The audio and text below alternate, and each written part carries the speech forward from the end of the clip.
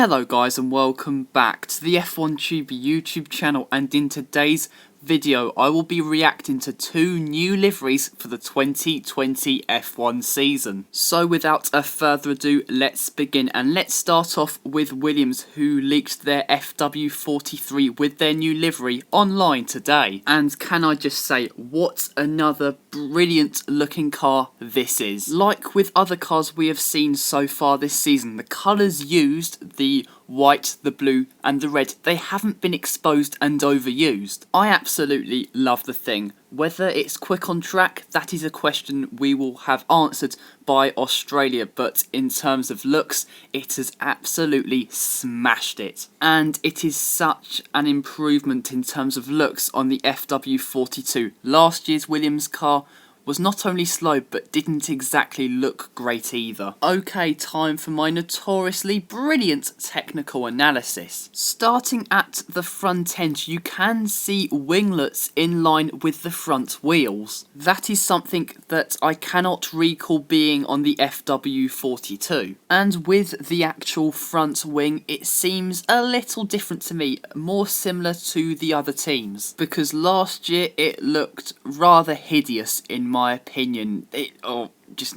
No. On the 2020 Williams, there seems to be a different type of shark fin, again, which looks similar to other teams. I think McLaren followed this concept, but if I'm honest, I did not like the look of this type of shark fin. Again, just get out of my sight, please. And the final point I'm going to make on this car is the T-wing. I believe they used this on the FW42 in Abu Dhabi last year. However, I don't believe they used it in Brazil, so it seems to me Williams were testing different parts, and it seems like this T-wing is something they have carried over from last season, well, Abu Dhabi at least. Earlier today, the FW43 went for a shakedown at the Circuit de Barcelona Catalunya, and that is something that couldn't be said for last year because of course Williams were 2 days late for testing, so at least they are a bit more prepared in 2020. Now, I promise this is my final point on Williams. The team did state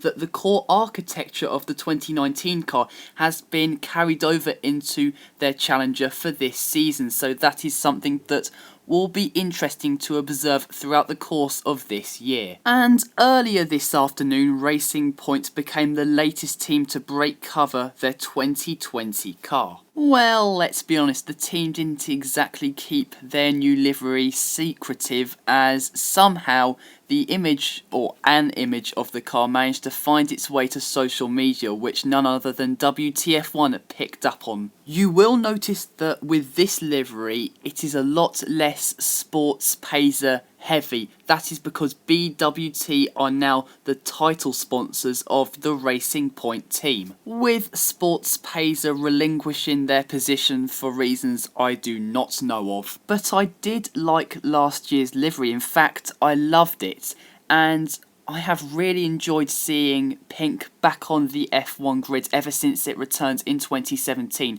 and the 2020 paint job on this Racing Point has been done rather well. However, I will be honest here, I absolutely despise the appearance of grey or silver on that livery. Maybe it will grow on me, but for now, in my opinion, it sticks out like a sore thumb. But if you were to take the grey or silver away from that livery, the car looks divine.